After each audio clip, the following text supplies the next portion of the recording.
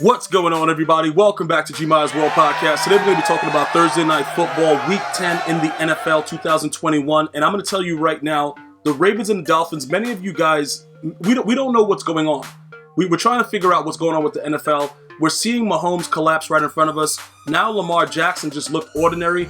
And in this game specifically, some people are going to say it was bad play calling on behalf of the Ravens. The Dolphins defense just dominated this game. Now, it looked and appeared that, Lamar was just extra slow. He couldn't make the right reads or whatever like that.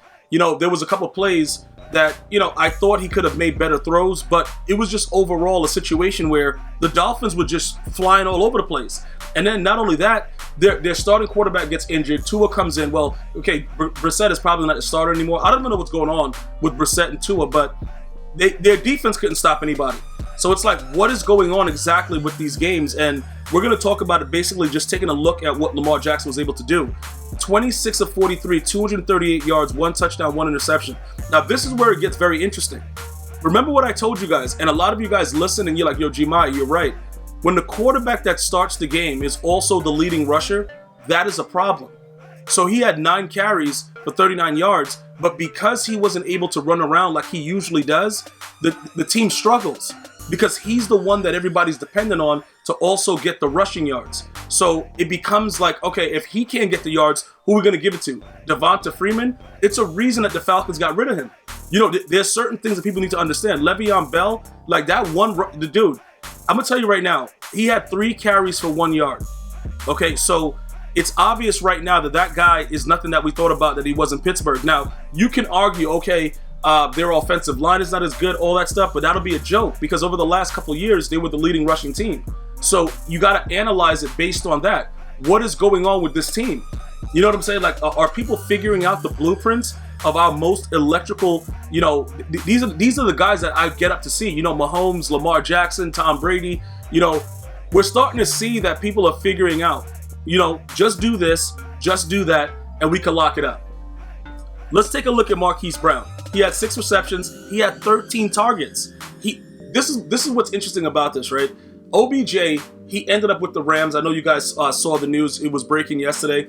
And some people thought that he would be a better combination if he just went ahead and he stayed, and he went to the Ravens. Because in my opinion, their best receiver is Mark Andrews. We can debate it. We can argue about it, whatever. I think Sammy Watkins is useless at this point.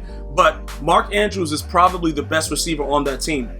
OBJ, I don't think that he's the old OBJ, but I think he's better than Marquise Brown, right? So could it have been a better situation? Yes, but I don't like the format in which the Ravens play.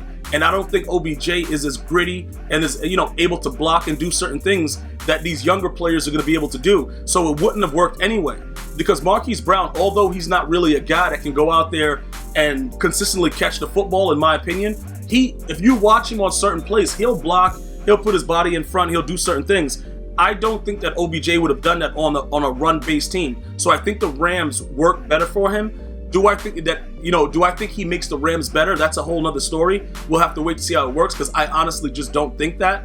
But again, looking overall at the way that this Ravens offense is formulated and now the defense isn't doing anything, this is a dangerous combination. So this is why we get to this point in the NFL where we're like, all right, I don't know who to bet. That's why it's such a dangerous, it's a dangerous game to play when you think you know everything when it comes to the NFL because you will be shocked accordingly. And it is really wild and it's nothing you can honestly do about it. So we have to look at this. Like watching this game yesterday, I'm like, yo, Lamar Jackson, he doesn't see anything. It's open. He starts running, they tackle him. Okay, he doesn't see anything. He runs to the right. He's, the container's there. They know what to do now. So if they can hold him, this is the formula. If they can hold him to under 100 yards, even though this is under 50, and just, drop back sometimes and play coverage, send 4, still get home. They had a couple times where it looked like they were sending everybody. They sent 6. The lineman just let the guy come right in and hit Lamar. This is not usual behavior. And now that the league is figuring this stuff out, like I said, they're going to have to go to work and figure it out. Like, how do you utilize the tools that you have? Because every team is different. Now we look at Tua, we look at Jacoby. Jacoby obviously gets injured. In my opinion, I don't know what happened to him because I kept watching the replay and he was grabbing his knee and I didn't really see, what went on. But I'm happy they put Tua in because Tua actually, he was that spark that they needed. Obviously he had a rushing touchdown, but he's a guy, like, I don't know exactly what he is right now. I don't know what he's going to become, but I like his energy. That's all I'm going to say. I don't know what what he's going to be, what's going to happen in the game. Like, I can't. People ask me all the time, Gmias, what do you think? You think Tua's the guy? I'm like, dude, I don't know. That's my thing. I haven't seen enough from him, not being injured and being out there to make the determination. But I do believe that yesterday he was a real driving force with what helped them to win the game, in my opinion, right? So now let's take a look at what was going on. Their rushing game. Myles Gaskin, 14 carries, 31 yards, 2.2 average. Albert Wilson, 2 carries, 19 yards, 9.5 average. That's their rushing. That's their run game for the game. That's pretty much what they did. And you go to the receiving now. Albert Wilson, 4 receptions, 87 yards. Isaiah Ford, 4 receptions, 84 yards. Waddle, coming in, 4 receptions, 61 yards. We got rookie dudes coming in doing whatever. Like, people need to understand, right? The defense of the Miami Dolphins won this game. It completely dominated the game from start to finish. It surprised me overwhelmingly. And like I said, it's a Thursday night game, so we never know what's going on. Like, Thursday night game is like Jekyll and Hyde, bro. We never know who's going to win, what's going to happen. It's always weird. I don't know exactly what goes on with the players. Maybe, you're playing on a short week and you're just not ready to go. There's a lot of things that go into it, but I didn't see this coming. I saw something to where the Ravens would completely dominate this game and be ready to go. I did not see this coming. So I don't know how to react to it. You know what I'm saying? Like, it's like, all right, I'm certain that the Ravens have to win this game. They need to win this game. And then this happens. And it's like, okay, like, what are we doing now? It doesn't make any sense. So it opens up a lot of things in the division, because if the Ravens keep losing to teams that they're supposed to beat, obviously it's going to jeopardize their positioning in the actual, playoffs. So this is starting to get serious, because this is week 10.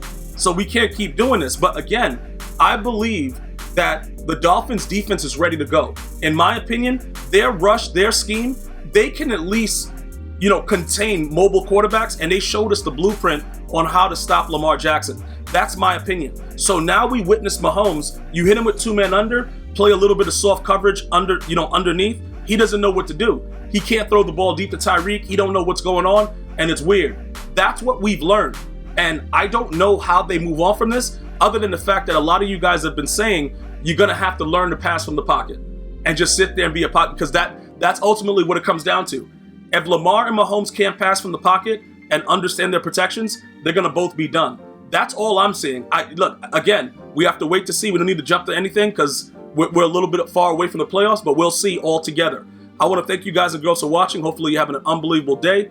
Until next time, one love, y'all.